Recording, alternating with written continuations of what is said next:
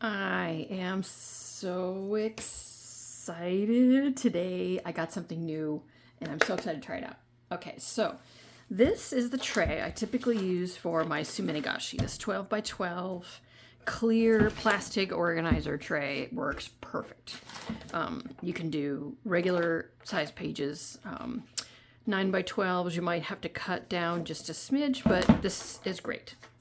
Then, in order to do larger papers, a friend gave me this tray. It allows me to do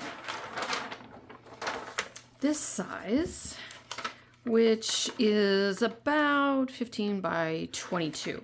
I have to cut paper down to fit, because this is just a restaurant supply food tray. But it works awesome. But I wanted to be able to do larger sheets, like gift wrap sheets. This is barely big enough. So after searching, I'm so excited. Okay, this is kind of ridiculous. This big baby. Oh my God. This one, again, I had to cut paper down to fit. But will fit a 24 by 28 piece of paper.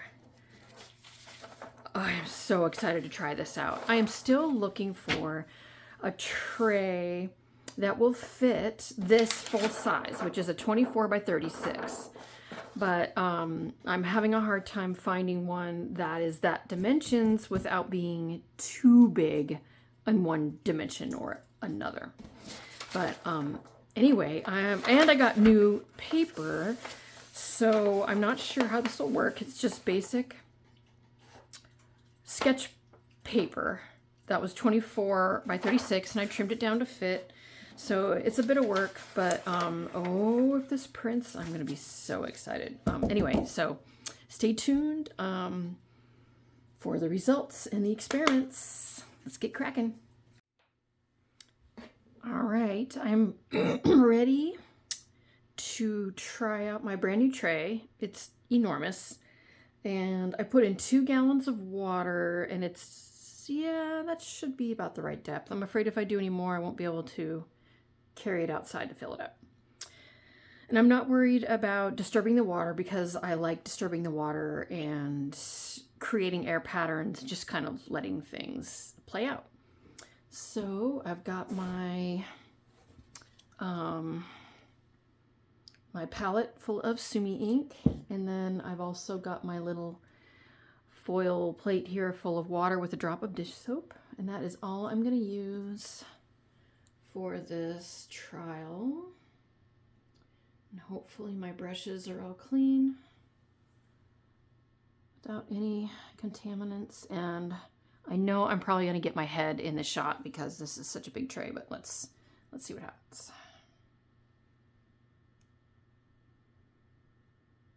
It is creating rings. You probably won't be able to see it very well. And this is where I will probably, when it's dry, put a little dot in the bottom of the tray with the Sharpie, because when I look away to refill my brush, it can be hard. See, I lost the center. It's really hard to see these rings right here. And it can be hard to pick up where you left off.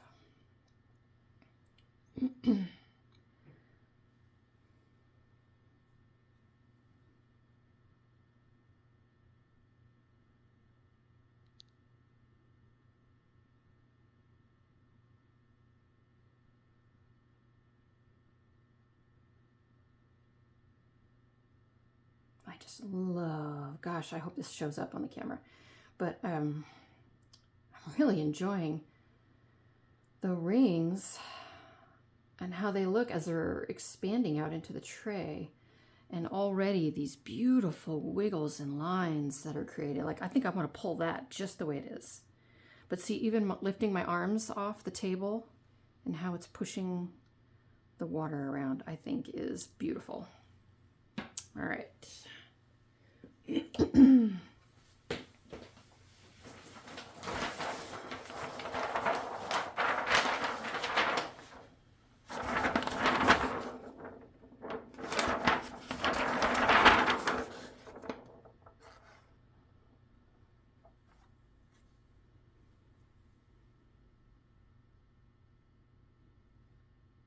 sure I got no air bubbles.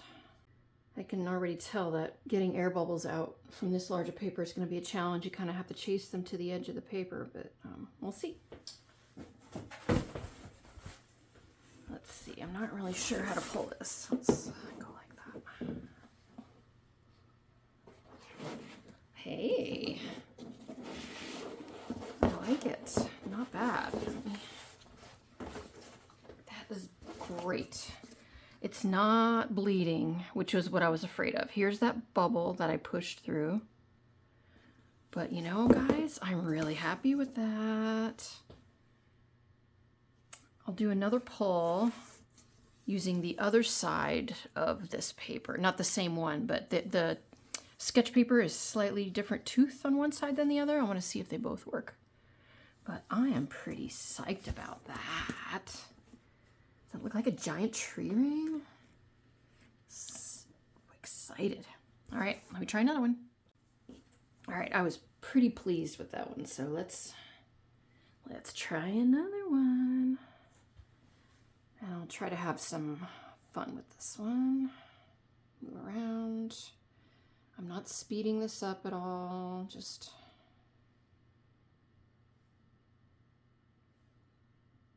I'm really not sure what's showing up on the camera up there. It's kind of the drawback to having such a big tray and having to pull the camera so far away.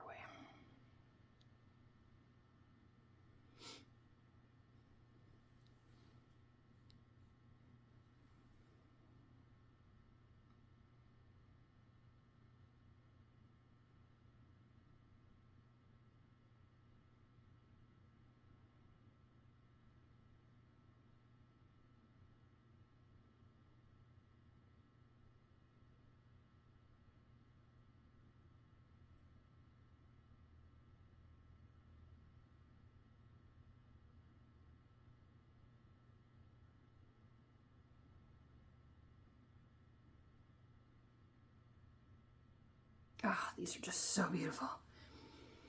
So now a really quick introduction, and just in case you're dropping in and you have no idea what this process is. This is Suminagashi, a Japanese marbling technique, and it's so easy to do. All you need is basic black sumi ink. Some people have used other mediums. I'm not really played with a ton that I've been successful with, so I stick with reliable sumi ink and soap water. You alternate back and forth, barely touching the surface. You don't want to dip below, and that's all you do. You don't have to do concentric circles. You can play and just experiment. There's really, traditional are the rings, but you can do whatever you want. I like to use this soap also to go into the corners and push the design in a little bit. And then you can use your tools such as a straw.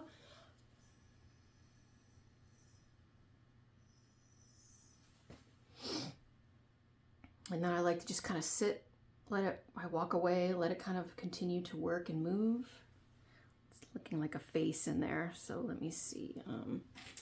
You can use a really small object like this to draw through and get some little wispy curls, smoke lines. And then just the good old-fashioned fan will give you these jaggedy lines. That's starting to look pretty cool. I still see a face in there though. But look at that. So cool. Okay.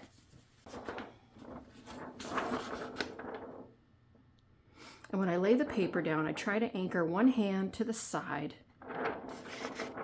and let it kind of go into a U shape, and that helps eliminate trapping air under there. And then I kind of release this corner and go to the edge like that. Doesn't always work, but seems to work for me. Okay, pardon my head.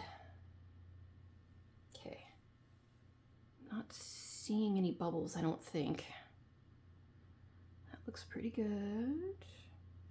And once it touches the surface, the ink is on there. It's not going to come off unless there is sizing or something glossy on the paper. So you don't need to let it sit for this long even. but you want papers that have like a tooth to them, a rough surface. Ooh, look at that. Yeah. Can you imagine what that's going to look like with color ink? I am very happy with this paper and how well it's picking up the ink. And I will just continue to use this water in the tray, even when it gets muddy and dirty, until the ink stops dispersing properly. And then I might change it, but even look at that. That's really cool. All right, guys, I call this a success.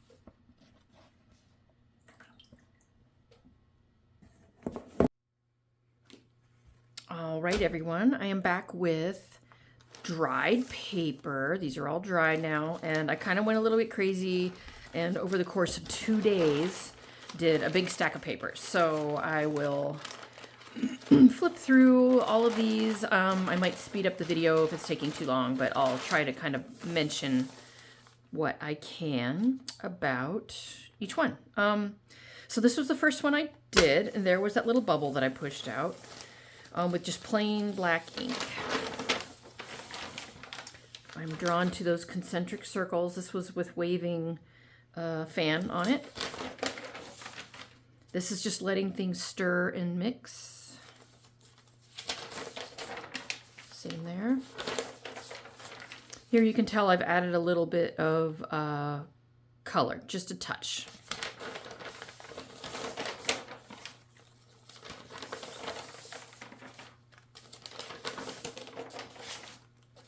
And you'll have to let me know in the comments what you think, what your favorites are. Like, do you prefer these more abstract smoke-like patterns or the concentric ones, the ones that look like topographical maps or tree rings or whatever it is? I'm curious because I'm really stuck on the tree ring type. And I like these that have more of the thick wavy lines. Now you can tell I've added a little bit of blue, experimenting with patterns, trying to get some of that white into the center. But I love the different thicknesses and of the lines, the waviness, you can just really get into the minutia of these. I really like them.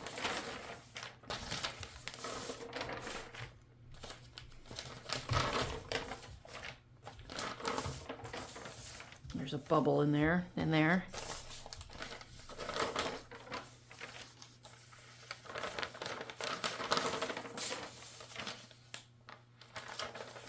Every time I look at this one, I can't unsee it now. It looks to me like something is birthed. Like this is, I don't know. It looks very active. I introduced a little bit of greens. Now we're kind of aqua.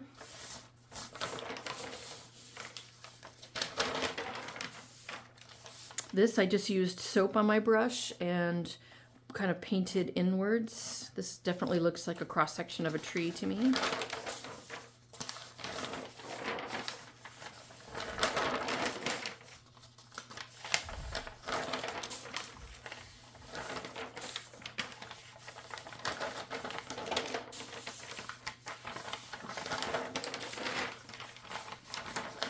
Playing with alternating with just black in color and black and white in color, kind of just seeing what kind of patterns and textures I get.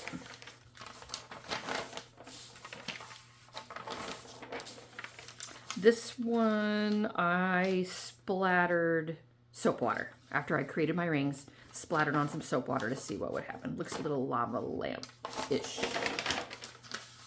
Same here.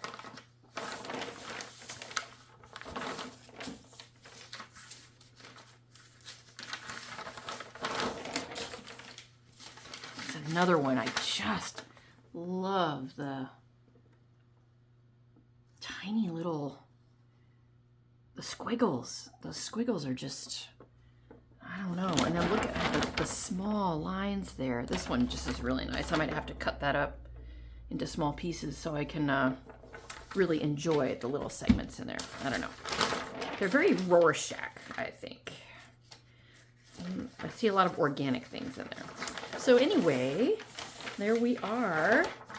I'm going to continue to experiment, and I will continue to show the papers. These might, I'm not sure what kind of projects these will turn into yet. I'm thinking of making some paper lanterns. But thank you for joining me, and let me know if you have any questions. I will try to remember to add a materials list and what exactly I used. But thank you so much for coming along. I had a lot of fun. Thanks a lot.